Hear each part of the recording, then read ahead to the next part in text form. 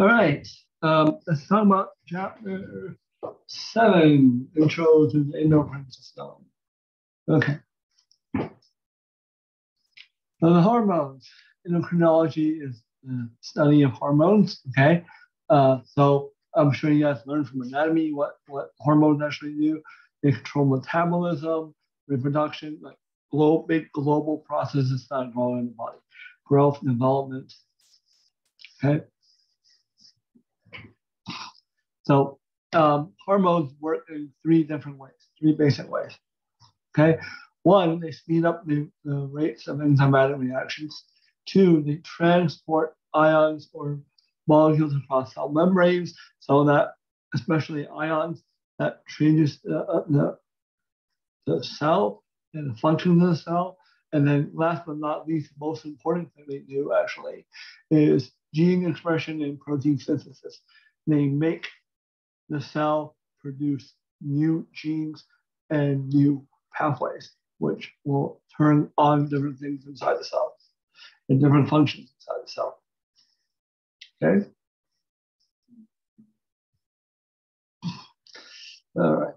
So, okay, the disease of the endocrine system have been documented.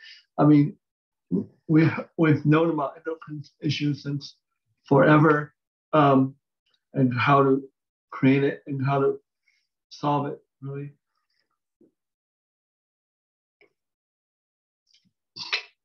All right, so classic steps to identify the endocrine gland and the hormone evolution. All right, so first thing, you cut it out, right? You cut out that hormone, or you cut out the gland, you lose that hormone, that gland produces that hormone. Okay, you see the effect of missing the hormone, and then you now know what the hormone does. Okay, and then you know what the gland is responsible for. Okay, you replace the hormone from another source, and you can restore the function, and that's good. And then you can also see what happens when you give too much hormone. Sometimes that works less well. Okay. All right. So this person has a goiter right here. Okay. Goiters are a sign of thyroid hormone issues, and so that's a goiter. Okay. So, all right. Okay. Hormones are a chemical signal that is secreted by a cell or a group of cells, and they're always secreted into the bloodstream. Okay? Endocrine glands always secrete into the bloodstream. Okay? Hormones are secreted into the blood. Okay? Okay. There are such a thing as pheromones.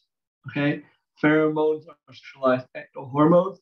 As far as I understand, there are no pheromones in the human body. Humans do not respond to pheromone, do not buy pheromone. It doesn't work. You see a lot of pheromone commercials on late night infomercials and stuff like that, targeted toward lonely guys and wanting to attract females. Doesn't work. Those are not actual pheromones, or they are pheromones from like insects, which were great at attracting other insects, not females, not female humans. Okay.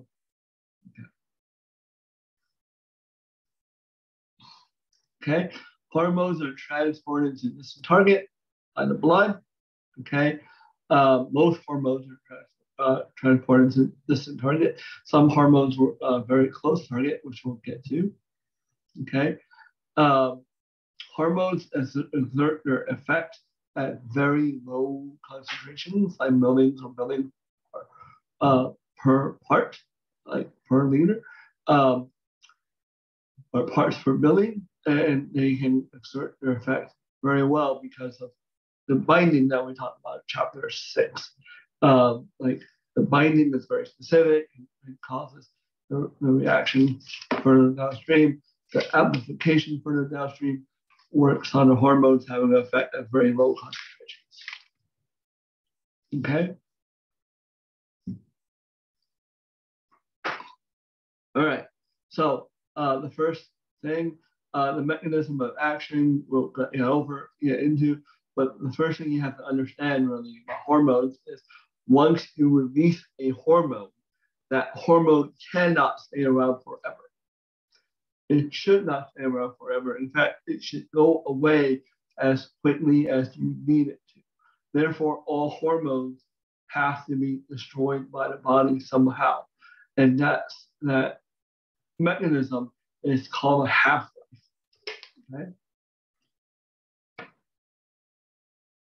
Okay, so the half-life indicates the length of activity. So if the half-life of a hormone is 1 hour, okay, at 0, you have 1 unit of hormone. In an hour, you have half a unit of hormone. In 2 hours, you have a quarter unit. In 3 hours, you have 1/8 unit, et cetera, et cetera, et cetera. Okay, and so you get less and less and less hormone because the hormone gets constantly destroyed over time. Okay, to get it back to normal or get it back to original, where you measure it from, the gland has to secrete more hormone. Okay. Okay. So honestly, here are the hormones that are secreted, and here are the primary targets and what they do. Okay. We went over this in anatomy, so I expect you guys to understand what these are. Okay.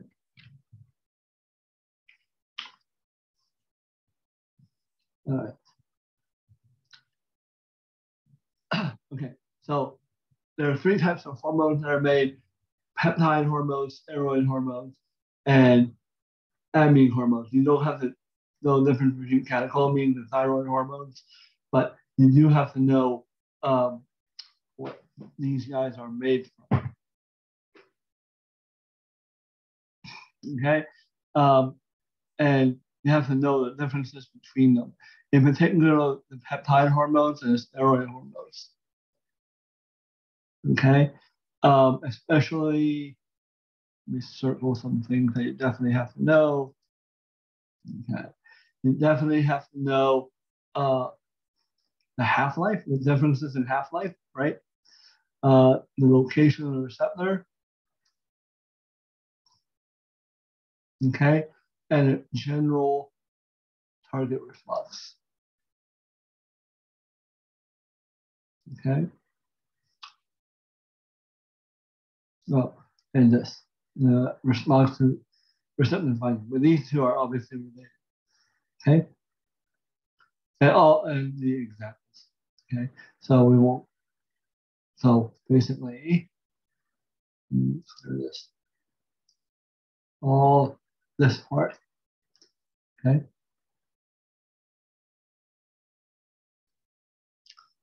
Okay.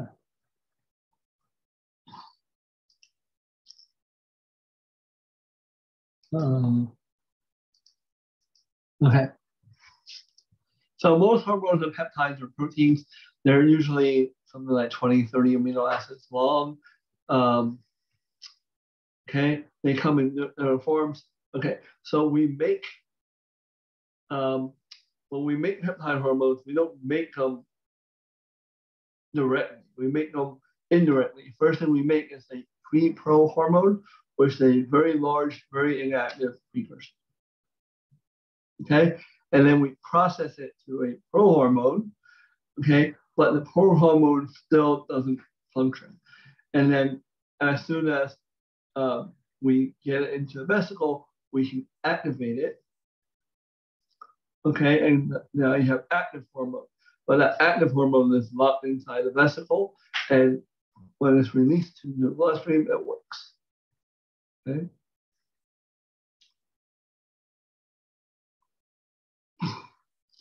Okay. The peptide hormones have a relatively short half-life. It's on a scale of minutes. Um, okay. The cellular mechanism, blah, that that you kind of do have to know, but not really. The peptide hormones, peptides are not going to be able to cross the phospholipid bilayer, so they'll have to bind to membrane surface receptors and go through the single transduction, like the G proteins and stuff. Okay. All right. So you can look at the preparal hormone that when we cut them out, they're this big, right? And then, okay, they're processed to this, okay? So prohormones, you can see they're here and they're processed to this guy. Insulin is processed that way, right? So again, the same concept applies. You make a larger thing and then you cut it to activate it. Okay?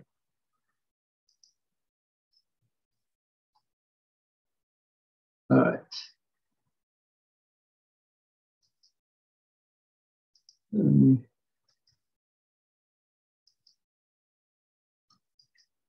The lipid-soluble hormones, steroids, and thyroid hormone bind to receptors typically located inside cells. Most of these intracellular receptors are located in the nucleus. Each receptor has two binding sites. One site binds the hormone. One site binds to DNA.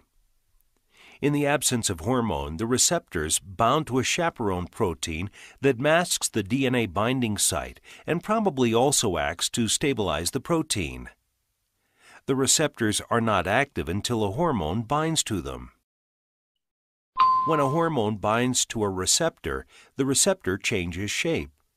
This activates the receptor and causes the chaperone to dissociate from it. If it is not already in the nucleus, the hormone receptor complex enters the nucleus. Hormone receptor complexes act as transcription factors. They bind to specific regions of DNA called hormone response elements. Typically, the binding results in activation of or turning on a particular gene. When a gene is activated, messenger RNA, mRNA, is produced and enters the cytosol, where it is translated to form proteins. Typically, the proteins that are synthesized are enzymes that catalyze biochemical reactions and cause the response of the cell. The properties of transcription factors are far more complex than what has been described thus far. Transcription factors can regulate more than one gene, and they can also decrease or turn off the activity of genes. Transcription factors for different hormones can bind to the same hormone response elements, although each transcription factor activates a specific group of genes. Now we will study the mechanism used by cortisol and thyroid hormone to induce cellular responses. The action of cortisol follows the typical pattern for steroid hormones. It binds to glucocorticoid receptors that are present in nearly all cells. Some of the many cellular responses to cortisol are gluconeogenesis, glycogenolysis, lipolysis and protein breakdown, enhances vasoconstriction, inhibits inflammation and immune response. Cortisol acts to maintain high levels of fuel molecules, maintain blood pressure, and modulate body defenses, all necessary for the stress response. We will study the stress response in another topic. The thyroid hormones T3 and T4 enter cells by diffusion, and to some extent by carrier-mediated transport. Once inside, T4 is converted to T3, the active form of the hormone. Receptors for thyroid hormones differ from steroid hormone receptors. They are bound to the response elements of the DNA. T3 binds to the receptor, causing gene activation, or eliminating the inhibition that was present, thus allowing genes to be expressed. Small amounts of T4 may also bind to the receptors. Receptors for thyroid hormones are also found in cytosol and mitochondria, but their function is poorly understood. Nearly all body cells have thyroid hormone receptors and require thyroid hormone for normal function. Here are some of the many effects of thyroid hormone. Raises basal metabolic rate. Alters carbohydrate, lipid, and protein metabolism. Essential for growth. Essential for nervous system development and function. Thyroid hormone is the main regulator of metabolic rate in the body.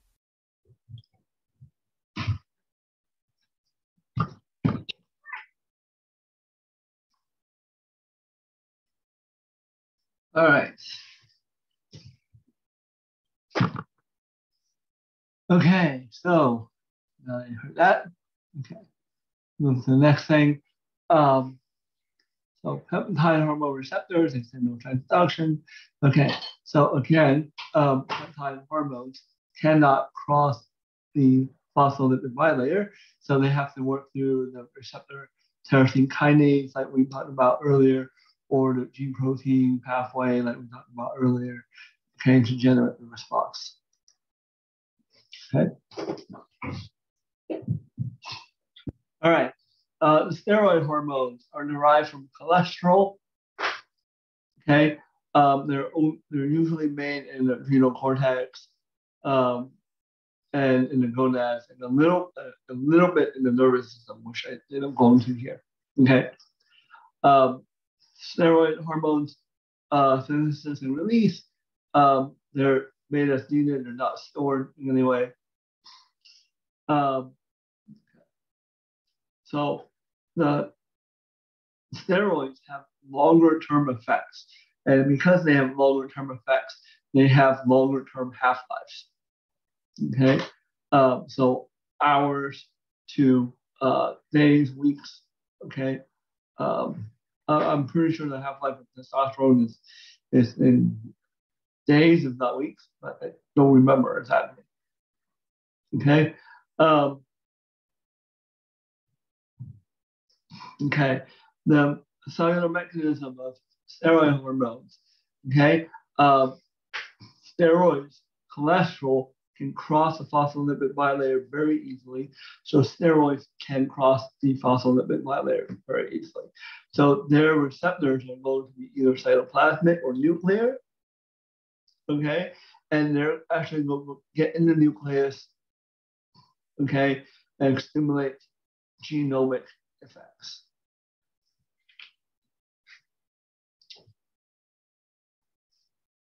Okay, so you can see here cholesterol. Cholesterol is used to make aldosterone, it's used to make cortisol, it's used to make testosterone in testes or estradiol in ovaries. And there's many different steroids that are made. Okay.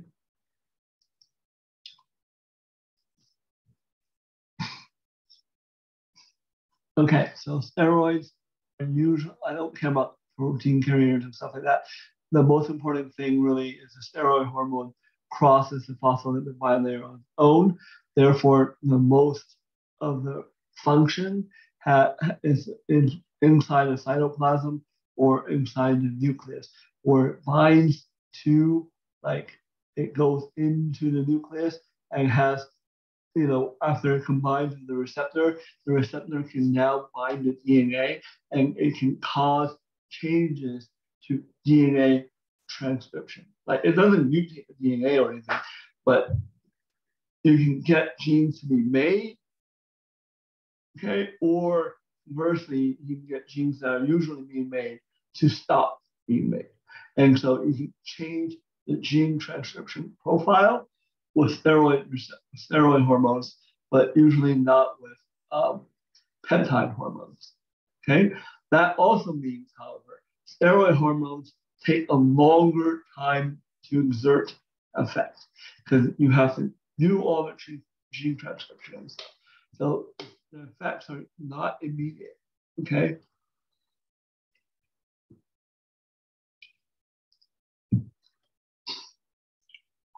So things like insulin, okay, that changes your blood sugar right away, are not going to be steroids. Okay. Okay. We'll skip the effects, the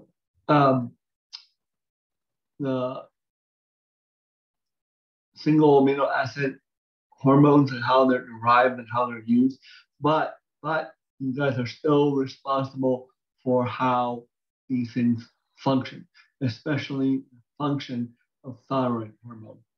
Okay, because that is in norepinephrine and epinephrine, because these effects are really important, and you'll see them over and over and over again in later chapters. So I don't care how they're made, I don't care about their response time, et cetera, but you do have to know what their functions are, okay?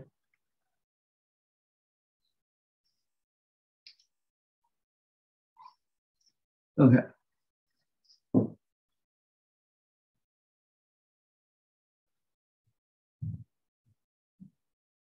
Okay.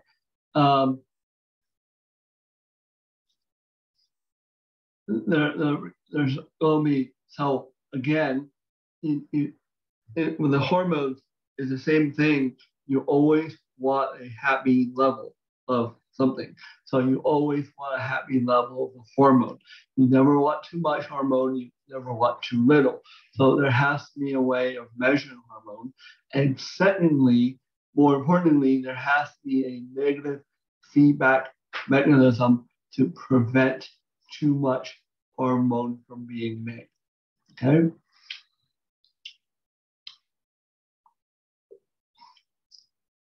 Okay. The endocrine cell is censored in simple endocrine reflexes like parathyroid hormone. Parathyroid hormone is the simplest of hormones. Parathyroid hormone increases blood calcium levels.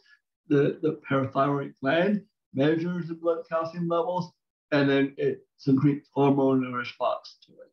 If it's too high, so it just stops. If it's too low, then it releases parathyroid hormone. Okay.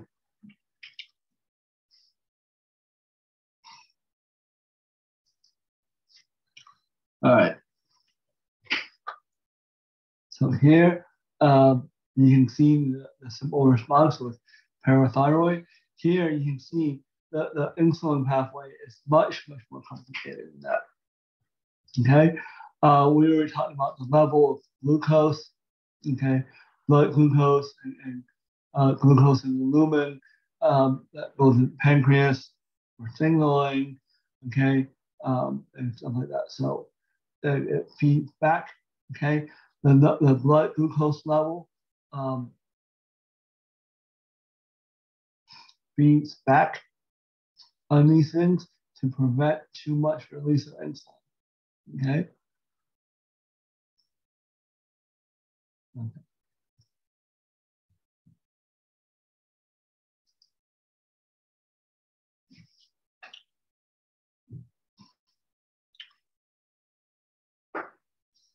Okay, the parathyroid, the pituitary gland is not actually a thing. The pituitary gland is actually two glands that are fused together, and this will definitely show up on a test. Okay, so the anterior pituitary is an actual gland. Okay, it is a true endocrine gland. Okay, the posterior pituitary is not. Okay, the posterior pituitary is actually neural tissue. Okay, so again, these are the anterior pituitary makes trophic hormones. Trophic hormones always control the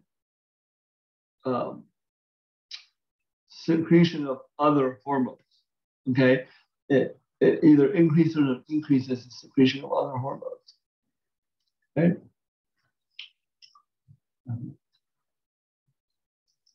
So That's the pituitary gland. Okay, so here you can see in the picture. Okay, the posterior pituitary is directly derived from the hypothalamus to the pituitary. Okay, it is a neural connection. Okay, the anterior pituitary is not. The anterior pituitary, I'll show you on the next slide, is a blood connection. Okay, you have nervous tissue here. The nervous tissue releases blood, releases hormone to the blood right here. Okay, it travels down here and it has an effect right here. Okay, this is a portal.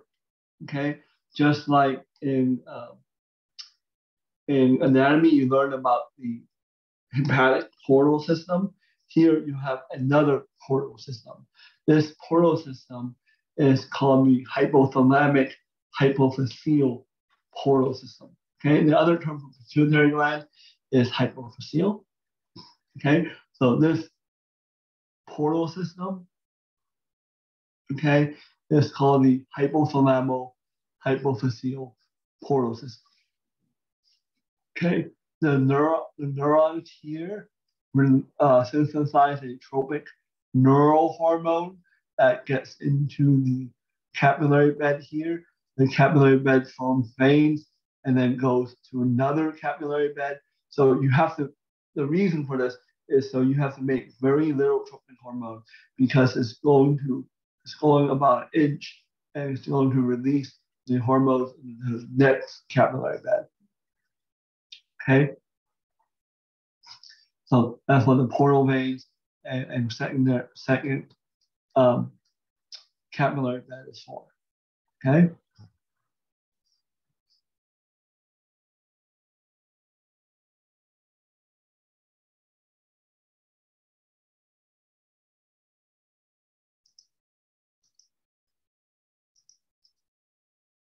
Okay.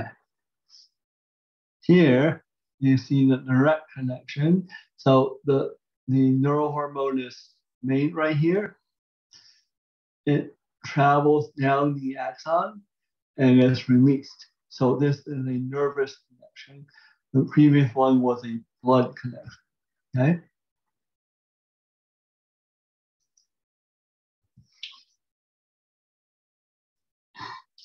Okay. So there you go. I just explained that. So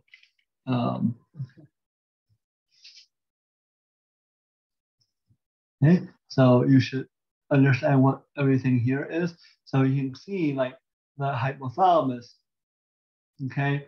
In the hypothalamus, this is all anterior pituitary, right? So these are the hormones that are produced. The hormones then feed that, like either increase or decrease these guys, and then it causes downstream effects. Okay. Okay. So hopefully that makes sense to you guys. All right, let's just chart. Okay. These are the effects of the anterior pituitary hormones. So make sure you understand what these guys are. Okay. Again, same thing. You should know what these guys are. This was in anatomy already, so I'm going to skip explaining all this. Okay.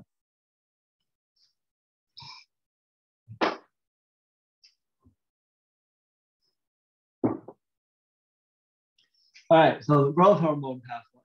The growth hormone pathway we did not go over very much. Okay, so we'll explain to you here. So your hypothalamus secretes GHRH. Okay, growth hormone releasing hormone. Okay, so when you see R, it usually means releasing. When you see I, usually means inhibiting. Okay. So GHRH, growth hormone releasing hormone. Okay, so this goes down to the anterior pituitary, causes growth hormone release. Growth hormone goes to the liver, okay, and secretes something. The liver secretes something called IGF. Okay, there are multiple IGFs. I think there are 8 that we recognize now, but the two most important are IGF-1 and IGF-2. Okay, IGF-2, especially IGF-1 works with bone, IGF-2 works with soft tissue, and these two both promote growth of that. Okay.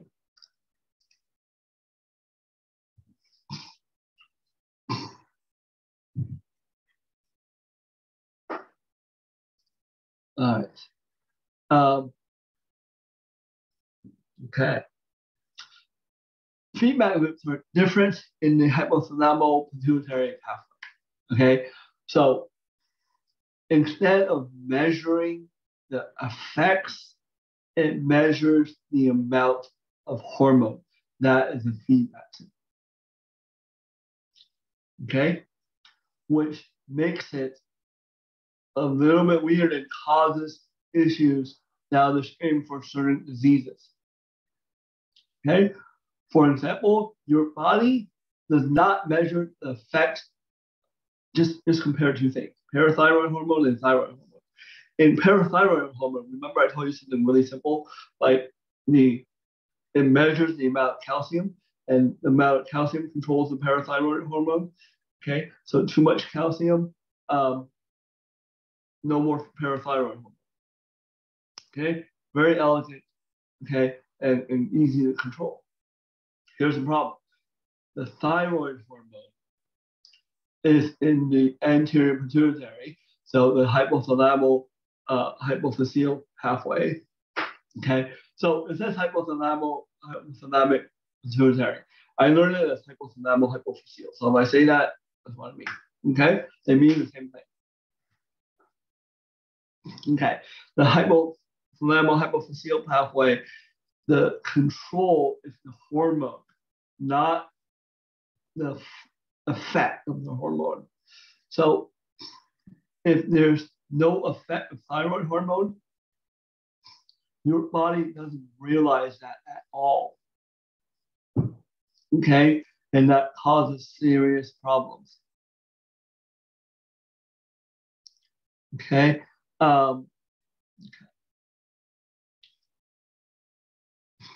So it doesn't matter the effect of thyroid hormone on your body. Your body is just measuring the amount of thyroid hormone. It's not measuring the effect. Okay. Okay. So the feedback mechanisms. Okay.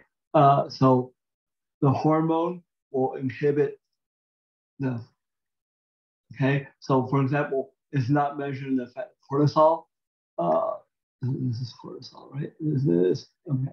So yeah, this is cortisol. It's not measuring the effect of the cortisol. Okay.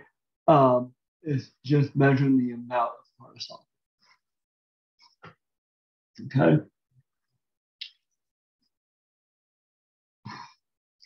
Okay. So hormone interactions. Hormones can have synergistic or antagonistic effects. Okay, synergistic is where the 2 hormones combine to form a bigger effect. So 2 plus 2 equals 10. Okay, antagonistic effects are 2 plus 2 equals 1. Okay. Okay, so here you can see the effect of glucagon increases blood sugar level, epinephrine increases blood sugar level, glucagon plus epinephrine get even higher than it ends up even higher than simply adding both of these together. Okay, but now look at what happens when you add the effect of cortisol. Cortisol, glucagon, epinephrine causes a very high spike in glucose levels. Okay, so synergistic effects.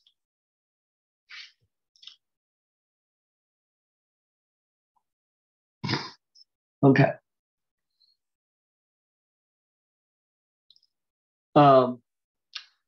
Endocrine pathology. Okay. So you will definitely be tested at endocrine pathologies. Okay. So hypersecretion exaggerates a hormone's effect.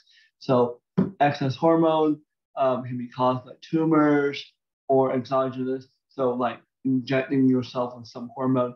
The negative feedback might lead to atrophy of the leg. Okay. So we learned this in like health class when I was in high school probably, and they always told you, injecting testosterone makes your testicles shrink, right? And this is why. Okay, so athlete injects testosterone, you get a competitive advantage. Your body is not measuring the effect of the testosterone. Your body is only measuring the amount of testosterone in the bloodstream. When it measures that there's too much testosterone in the bloodstream, it will stop the testes from making more. In fact, it will be like, oh, the testes are making too much hormone, so let's let them atrophy for a little bit. And so the testes shrink, so they make less hormone. But you're not getting your hormone from your testes anyway, but your body thinks it is. So your body just let the testes atrophy. That's why, testosterone causes shrunken testes. Okay. Okay. Hyposecretion diminishes or eliminates our hormone's effect. Okay. And the best example of this is hypothyroidism. Okay. Hypothyroidism is where there's not enough thyroid hormone. Okay. So either your thyroid isn't making it or there's some type of inhibition somewhere downstream. But what happens, okay, when you have hypothyroidism, okay, or you just don't have iodine, which is needed to make thyroid hormone, okay, your body doesn't know that. Your body doesn't realize that there's there's problems. And so it just measures there's very low levels of thyroid hormone. Okay, let's say, for example, you don't have access to iodine, a little bit of iodine is needed, and therefore you have very low thyroid hormone levels. Okay, you have very low thyroid hormone levels, your body measures that. Okay, it doesn't measure effect, it measures the amount of hormone. So now you have your body is like, oh, it's not a problem, I'm just not releasing enough thyroid hormone. So you try to release more thyroid hormone. Okay, even though your problem is making thyroid hormone, so you develop a goiter, thyroid gland enlarges because it's trying to make more thyroid hormone. Okay, you also will have overproduction of the tropic hormone. So thyroid stimulating hormone and thyroid releasing hormone. Okay, those two levels will go up because your body is trying to release more thyroid hormone, even though there's no thyroid hormone to release. Okay. Okay. So. Okay. So I'm gonna get into this in a second. Let me finish one more thing. Okay. Okay. Releasing too much of a hormone can have negative effects, and that negative effects are downregulation of the receptor. Okay, so if I inject insulin into someone, okay, they have insulin receptors, those insulin receptors will respond to the surge of insulin, and it will, take up the bloodstream. But the next thing it does is that your target cells are going to decrease the number of receptors. Okay, by decreasing the number of receptors, you will need a larger dose of the same hormone to get the same response. Okay, that's why you need a larger and larger dose of insulin to get the same response. And that you need type 2 diabetes, right? Type 2 diabetes is not when your body's having trouble making insulin, it's your body's no longer responding to the insulin. Okay. All right. Okay, so diagnosis of endocrine pathologies depend on complexity of the reflex. Okay, so primary pathology, secondary pathology, tertiary pathology. Okay, you guys are definitely responsible for these guys because I kind of want to set you guys up for pathofits. Okay, so you don't struggle nearly as much in pathofits. Okay. So, okay. So if you have hypersecretion, okay. So hypersecretion of this, okay. If you have a tumor, say in your adrenal cortex and you're secreting excess amount of cortisol, okay, the cortisol levels will remain high, but these two will remain low. Because the more cortisol you make, the more feedback you shut down these two pathways. Okay, but so if you have high levels of cortisol but low levels of ACTH and low levels of CRH, that means the tumor is in the adrenal cortex. Okay, that means the abnormal portion of it is in the adrenal cortex. Okay. The second thing that happens is you have a tumor in the pituitary gland that forces too much ACTH to be released. The ACTH will cause cortisol levels to rise. Okay, but this level to drop. So this being low and these two being high means the problem is here, and all three are high, and that means the problem is here. Okay. Does that make sense? So hopefully that makes sense to you guys. Okay. So, okay.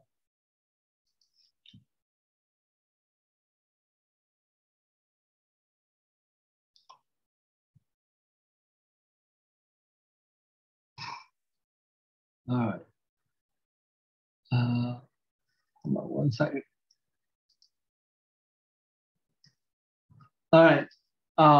So this one's for hypocortisolism. So the same thing response. So I drew an arrow for you guys here. The red arrow means high levels. The blue one cold, so less secretion. Okay. So if the hyposecretion is from damage to the pituitary, so your pituitary levels are low, right? So you can't. So there's hyposecretion here, which means there's less cortisol effects of cortisol here. But that means there's very low feedback here. So your hypothalamus is still working. In fact, it's trying harder and harder to get the anterior pituitary to work. And so it's higher and higher and higher levels of making ACTH. Okay, it's trying to make more ACTH, but it can't. Okay. If the hyposecretion is from atrophy of the adrenal cortex, so adrenal cortex is damaged, so there's low levels of cortisol. Okay, there should be high levels of ACTH because the pituitary is fine. It's trying to get the adrenal cortex to respond. So it's secreting more and more and more ACTH to try to get the cortisol levels back up to normal. Okay, but it can. Okay. Hopefully that makes sense.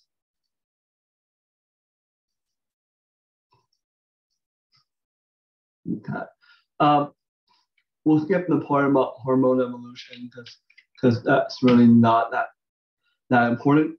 Do realize that some hormones no longer really have effect on us. For example, calcitonin, it really doesn't like physiologically, calcitonin has no effect. You can take calcitonin for effect of storing to lower calcium levels, but in a normal functioning human, calcitonin has no effect. It does in other acids. That's one of the reasons why we know. Okay. Vestigial structures have lost functionality. There used to be another lobe of the pituitary that control melanocyte stimulating hormone that functions. Okay.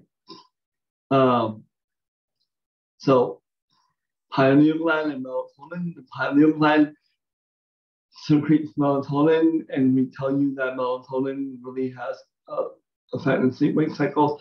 It's not nearly as much as in other species. Okay. And so it might be losing its effects. Okay. All right. Hopefully that makes sense to everybody.